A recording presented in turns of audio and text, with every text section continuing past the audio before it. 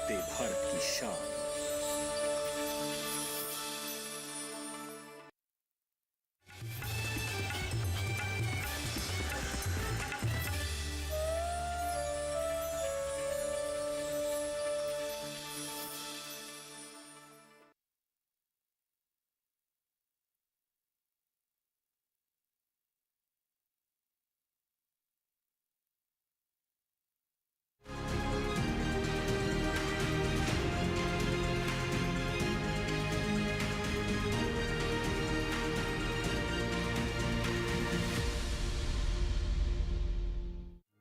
पीढ़ी दर पीढ़ी हमारे किसान अलग अलग स्पीसीज की अलग अलग वैरायटी इनको सहेज कर रखते गए और उसको विकास करते रहे। किसान की विरासत, धरती के वनस्पति संसाधन, एक अधिकार जिसका दुनिया भर के देश करते हैं सम्मान। आज भारत उन अधिकारों को दे रहा है नए मुकाम, ताकि और बढ़े किसानों की वंशागत किस्मों की पहचान का अभियान।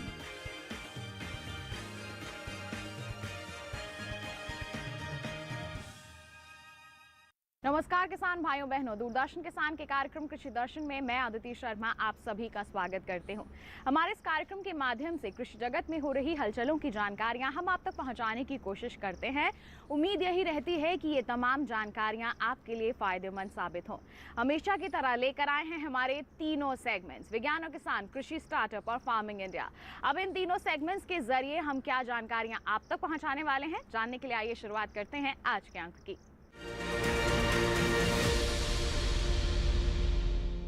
आइए सबसे पहले आपको दिखाते हैं हमारा सेगमेंट विज्ञान और किसान।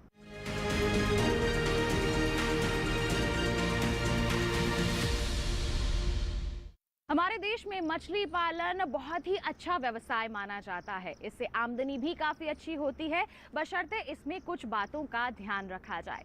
बहुत से किसान इससे जुड़े हुए हैं और आर्थिक स्थिति को मजबूत कर चुके हैं। अगर आप भी जुड़ना चाहते हैं मछली पालन से, तो किस तरह की तैयारियां आपको करनी है, कौन सी सावधानियां आपको बरतनी है, आइए आपको बताते हैं सेगमेंट विज्ञान और किसान में।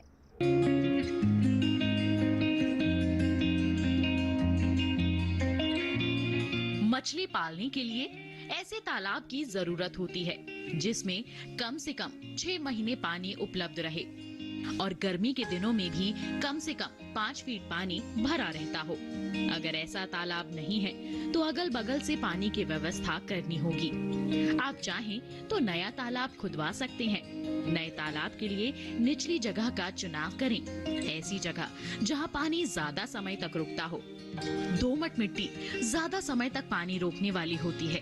वैसे तो छोटे तालाब में मछली पल जाती है, लेकिन अगर कम से कम आधे एकड़ का तालाब होगा तो मछलियों की बढ़वार अच्छी होगी।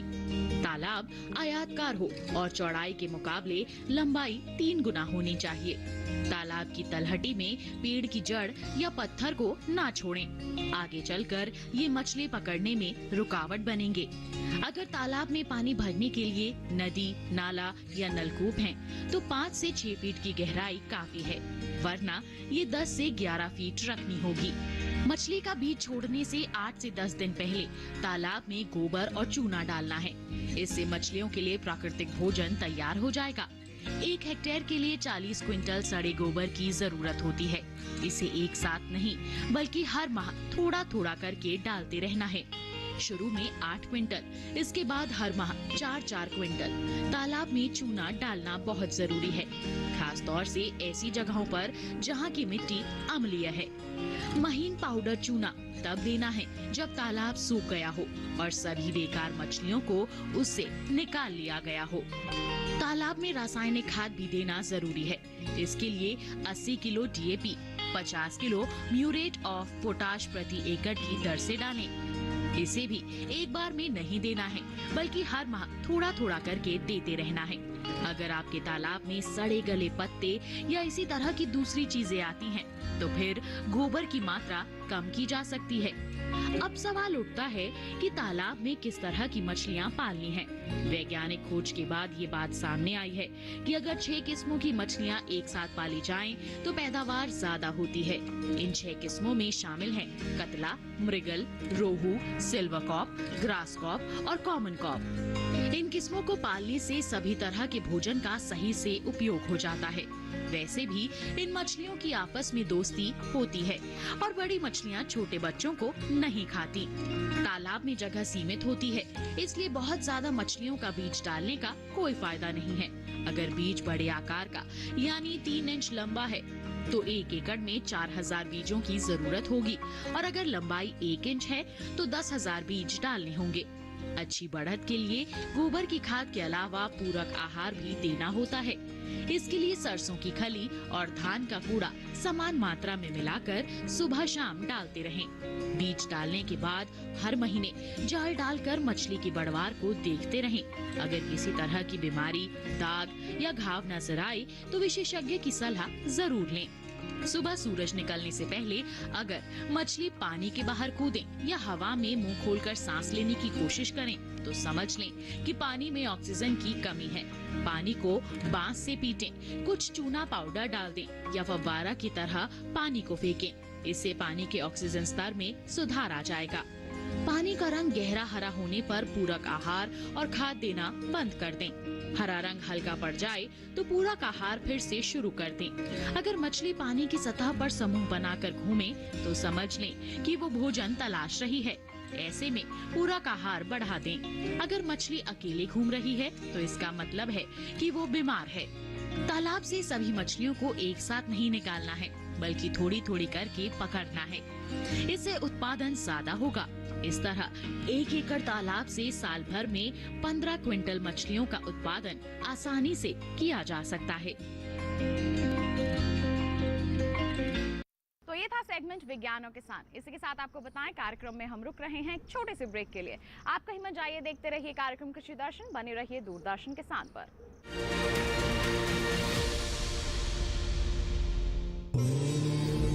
क्षितिजल पावक गगन समीरा, पंच रचित अति अधम शरीरा।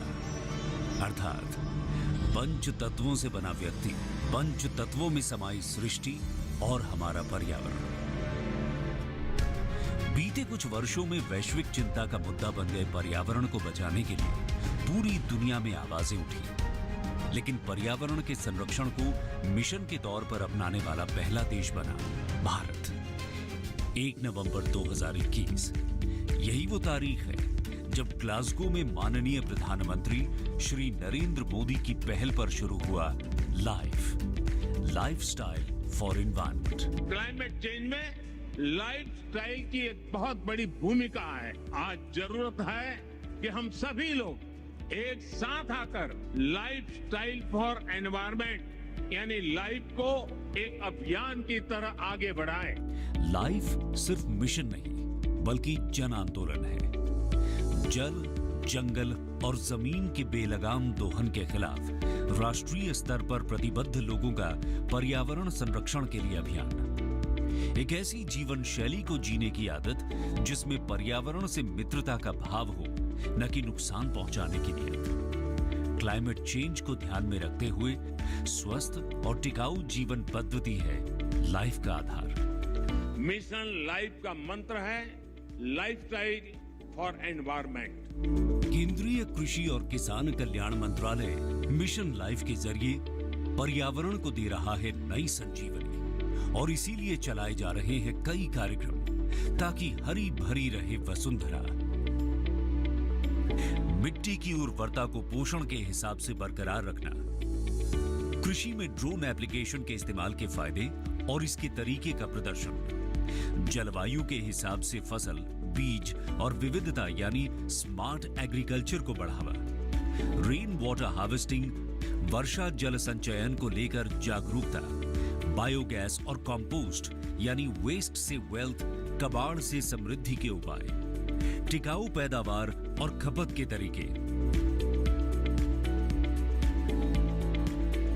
हर वर्ष की तरह इस वर्ष भी 5 जून यानी विश्व पर्यावरण दिवस बेहद खास रहा और इस मौके पर मंत्रालय द्वारा विभिन्न कार्यक्रम आयोजित किए गए। पर्यावरण को बचाने के लिए मंत्रालय सतत प्रयासरत है।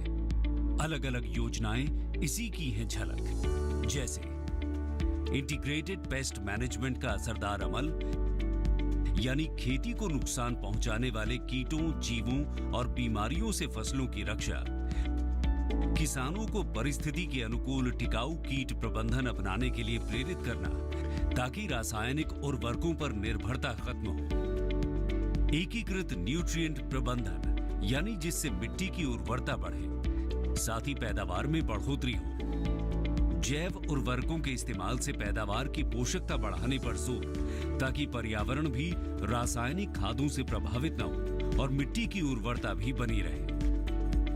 नेचुरल और ऑर्गेनिक खेती यानी प्राकृतिक और जैविक कृषि को बढ़ावा योजना का खास अंग है। प्राकृतिक खेती प्रबंधन इसलिए है एक महत्वपूर्ण मिशन। पर ड्रॉप मोर क्रॉप, पानी की एक एक बूंद पैदावार बढ़ाने में काम आए, यही लक्ष्य है प्रधानमंत्री कृषि सिंचाई योजना का, जिसका फोकस माइक्रो इरिगेशन पर है, क्योंकि जल बचेगा तो हमारा कल बचेगा। मंत्रालय का एक ध्येय, पर्यावरण का बचाव सर्वप्रथम उद्देश्य, और यही है मिशन लाइफ का पैगाम। पर्यावरण रक्षा पहला काम, मिशन लाइफ। आइए प्रकृति की मुस्कुराहट को लौटाएं।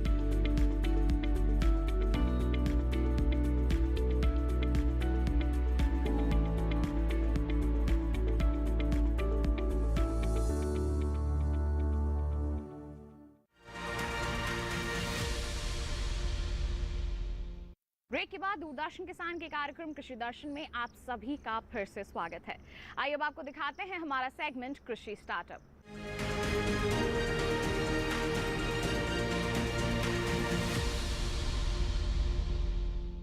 किसान भाइयों बहनों, अगर हम कृषि के क्षेत्र की बात करें तो कई ऐसी मिसालें हैं जो प्रेरणा का स्रोत बनकर उभरी हैं। जी हाँ, हमारे किसानों ने सफलता की ऊंचाइयों को छुआ है और हमारे इस सेगमेंट में हम ऐसे ही कुछ सफल किसानों से आपकी मुलाकात करवाते हैं। तो कौन है आज के हमारे सफल किसान, आइए उनसे मिलते हैं।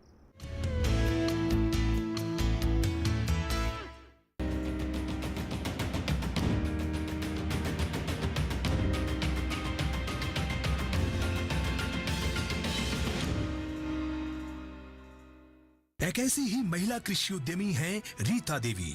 झारखंड के रामगढ़ जिले के गोला प्रखंड का एक छोटा सा गांव है डुंडीगाछी, जहां की रहने वाली है रीता, जो आत्मविश्वास से भी लबरेज हैं,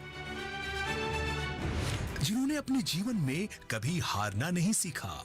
इंटर तक की पढ़ाई पूरी करने के बाद 16 वर्ष की कम उम्र में ही इनकी शादी शक्ति राम महतो से हो गई थी। कच्ची उम्र में पारिवारिक दायित्वों का बोझ इनके लिए किसी चुनौती से जरा भी कम न था। समस्याएं बहुत थी, लेकिन उससे निकलने का हुनर रीता को मालूम था। गांव की महिला समिति और ग्राम संगठन के रोजगार समिति से जुड़ने के साथ शुरू हुई इनकी फर्श से अर्श तक पहुंचने की विकास यात्रा। रीता ने राज्य सहित बाहर के राज्यों में प्रशिक्षण प्राप्त कर गांव की अन्य महिलाओं को भी खेती के नए तौर तरीकों से अवगत कराया। इन्होंने खेती के साथ साथ पशुपालन को भी बढ़ावा दिया। गाय बैल के अलावे इनके पास आज 6 बकरियां हैं। एक सफल किसान के साथ साथ रीता देवी सामाजिक और आर्थिक परिवर्तन की संवाहिका भी बन गई हैं।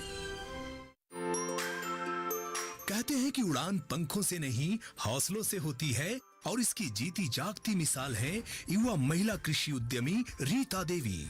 रीता आज कोई आम किसान नहीं है, बल्कि नई सोच और समझ रखने वाली एक प्रगतिशील महिला कृषि उद्यमी है। इन्होंने अपने क्षेत्र में वैज्ञानिक खेती की नींव रखी। आरंभ में रीता को गांव वालों के ताने भी सहने पड़े, लेकिन इन्हें इनके इरादों से कोई विचलित न कर पाया। रीता देवी के पास कुल 50 डिसमिल जमीन है, जिस पर एक कई तरह की फसल तो उगाती ही हैं, लेकिन इस क्षेत्र में पहली बार फूलों की खेती और बीज उत्पादन का काम रीता देवी ने शुरू किया।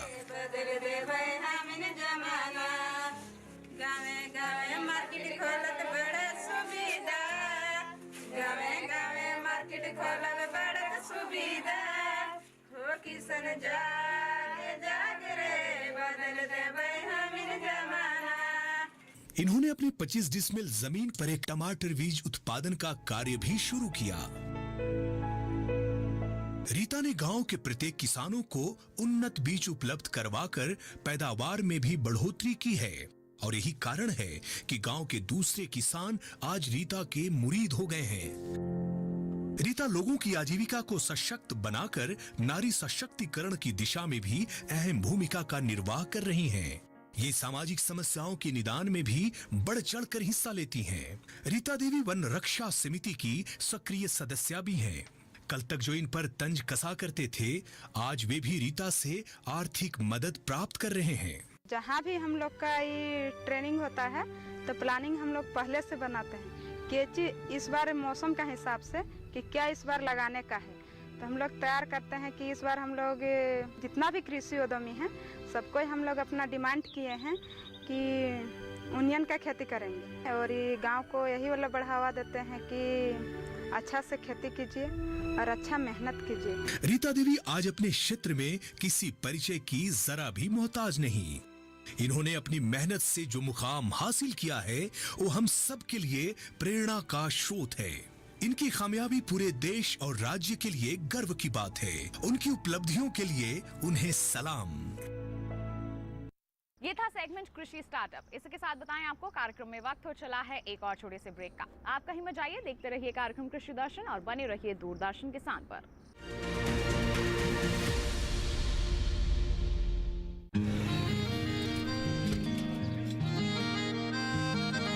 क्या बात है भाई, आजकल तो काफी खुश नजर आ रहे हो। क्यों ना हो, अब मैं ऑर्गेनिक खेती जो कर रहा हूँ ये पूरा प्राकृतिक है, ऑर्गेनिक है। इसमें हमारे खेत, हमारी फसल और हमारी जेब सब फायदे में होते हैं और इसमें लागत भी कम है। जी हाँ, आप भी ऑर्गेनिक खाद का प्रयोग करें, अपनी फसल और मिट्टी को तंदुरुस्त बनाएं और आपकी आमदनी में इजाफा करें। अधिक जानकारी के लिए किसान call centre toll free number 1800-180-1551 पर कॉल करें और लॉग ऑन करें kisan.gov.in और farmer.gov.in। कृषि और किसान कल्याण मंत्रालय द्वारा किसान हित में जारी।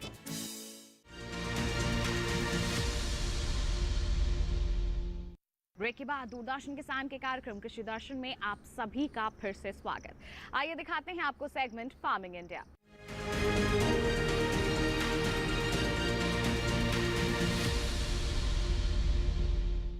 किसान भाइयों बहनों, आज के हमारे सेगमेंट में हम बात करेंगे राष्ट्रीय बांस मिशन की।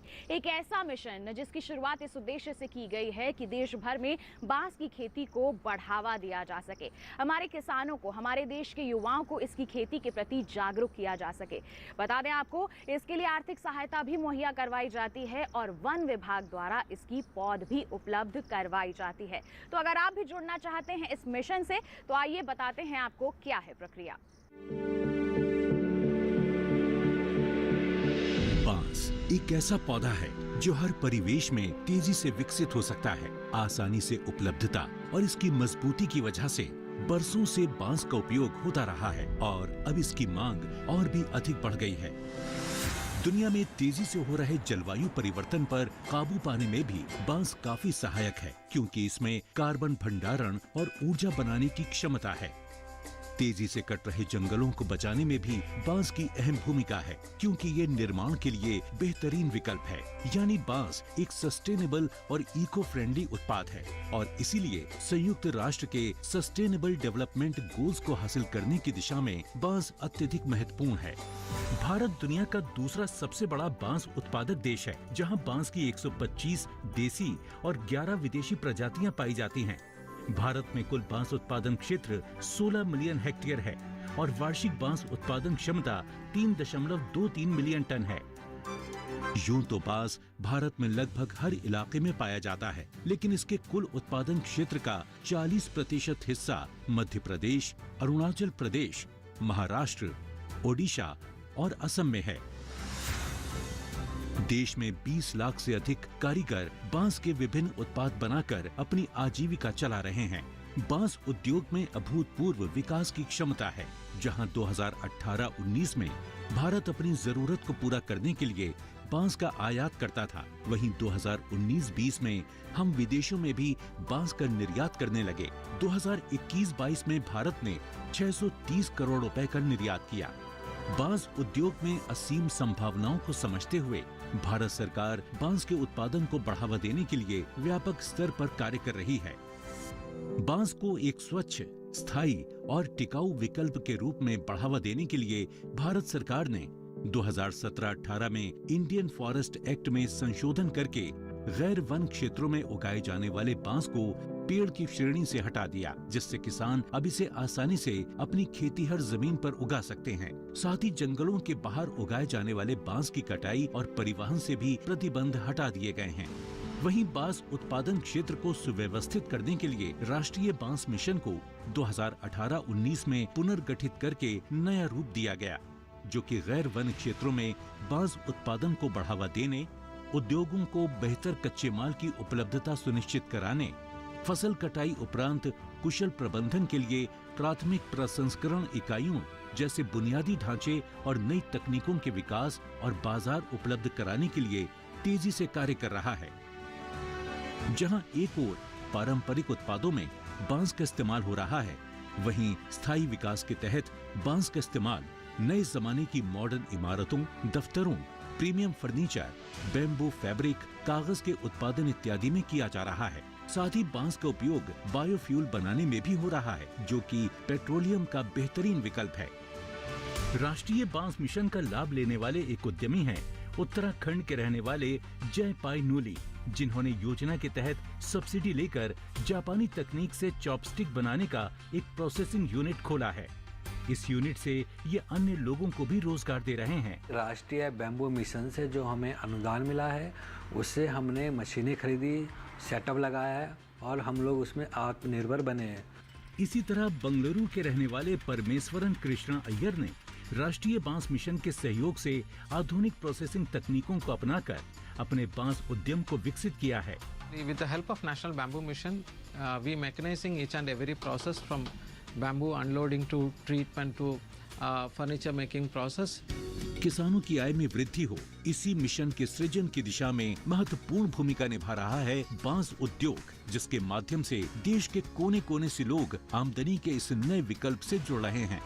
वहीं बांस स्थायी विकास में भी अत्यधिक अहम है, जिसे बढ़ावा देकर भारत विश्व की ग्लोबल वार्मिंग की चुनौतियों से लड़ने में महत्वपूर्ण भूमिका निभाते हुए एक बेहतर भविष्य का निर्माण कर रहा है।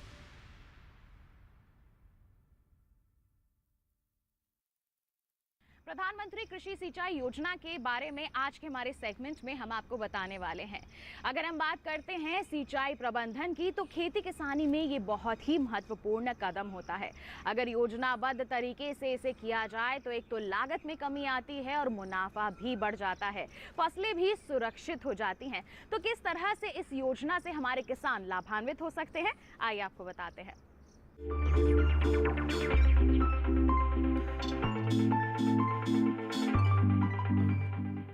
देश में करीब 14 करोड़ हेक्टेयर जमीन पर खेती होती है। 2015 में जब प्रधानमंत्री कृषि सिंचाई योजना शुरू हुई, तब 6.5 करोड़ हेक्टेयर जमीन पर ही सिंचाई की सुविधाएं उपलब्ध थी। इसका मतलब ये हुआ कि आधे से भी ज्यादा जमीन बारिश के पानी पर निर्भर थी। जाहिर है, वर्षा आधारित इलाकों में पैदावार कम होती है और किसानों को खेती से उतना लाभ नहीं मिल पाता जितना मिलना चाहिए। प्रधानमंत्री कृषि सिंचाई योजना का असल मकसद हर खेत तक पानी पहुंचाना है। यह अम्ब्रेला स्कीम है और इसमें मुख्य रूप से 2 घटकों को शामिल किया गया है। त्वरित सिंचाई लाभ कार्यक्रम यानी AIBB और हर खेत को पानी के भी 4 उप घटक हैं, जैसे command area development, surface miner irrigation, जल निकायों की मरम्मत, नवीनीकरण और बहाली तथा चौथा भूजल विकास। इसके अलावा सिंचाई योजना में दूसरे मंत्रालयों के भी 2 घटकों को शामिल किया गया है। पहला घटक प्रति बूंद अधिक उपज है, जो केंद्र कृषि मंत्रालय के कृषि, सहकारिता और किसान कल्याण विभाग की ओर से कार्यान्वित किया जा रहा है। दूसरे घटक का नाम वाटरशेड विकास है। इसका कार्यान्वयन ग्रामीण विकास मंत्रालय का भूमि संसाधन विभाग कर रहा है। सिंचाई योजना का उद्देश्य खेत तक पानी की पहुंच को बढ़ाना और सुनिश्चित सिंचाई के तहत खेती योग्य क्षेत्र का विस्तार करना था। इसके अलावा खेत में पानी के उपयोग की दक्षता में सुधार करना और स्थायी जल संरक्षण प्रथाओं को पेश करना भी इसमें शामिल था। पानी की बचत इस योजना का बहुत महत्वपूर्ण पहलू है। 2020-21 के दौरान इस योजना के तहत 9,38,000 हेक्टेयर फसलों को सूक्ष्म सिंचाई के तहत लाया गया। इसमें टपक और फव्वारा दोनों तरह की सूक्ष्म विधियां शामिल है। 2021-22 के लिए हर खेत को पानी के अंतर्गत 899 करोड़ रुपए के बजट का प्रावधान किया गया। प्रति बूंद अधिक उपज के लिए 4,000 करोड़ रुपए को और वाटरशेड डेवलपमेंट के मद में 2,000 करोड़ रुपए का प्रावधान किया गया है। अनंत असीम प्रकृति और उसमें निहित जीवन के रहस्यों के गूढ़ स्रोत, प्लांट जेनेटिक रिसोर्स। अपनी बायोडायवर्सिटी के संरक्षण और संवर्धन के लिए भारत पूरी तरह संवेदनशील है। वैज्ञानिक दृष्टि और समृद्ध कृषि परंपरा के साथ भारत जैविक विविधता के संरक्षण के लिए प्रतिबद्ध है।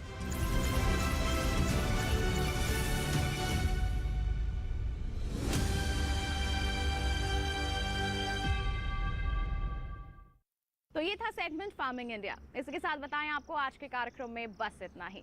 उम्मीद है जितनी भी जानकारियां आज के कार्यक्रम के माध्यम से आप तक पहुंचाई गई हैं सभी आपके लिए फायदेमंद साबित हुई होंगी। साथ ही आपको बता दें कि आप हमारा ये कार्यक्रम दोबारा देख सकते हैं। टीवी स्क्रीन पर दिखाए जा रहे इस QR कोड को बस स्कैन कीजिए, सीधा पहुंच जाएंगे हमारे YouTube चैनल पर और आप हमारे साथ जुड़ भी सकते हैं। ईमेल कीजिए हमें। ईमेल ID है krishidarshandddk@gmail.com।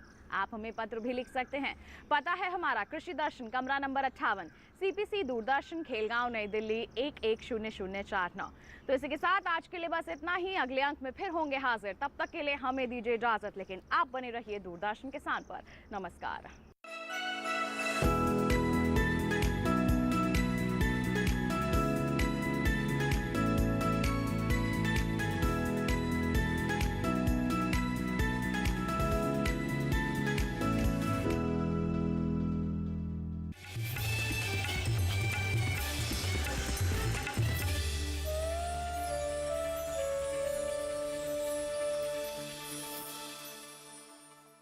दो पैसे तो